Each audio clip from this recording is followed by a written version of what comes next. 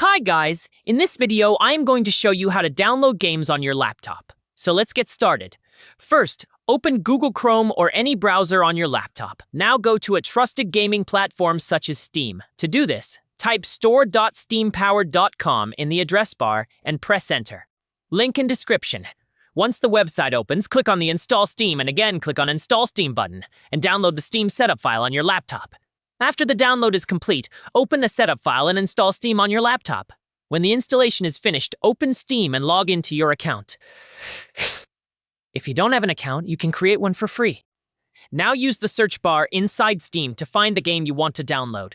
Click on the game and scroll down, then click on Add to Library. Your game will add it to Library. Go to Library, click at the top, then find here your game. Click on it, and click Install, and select Location, and again click on Install.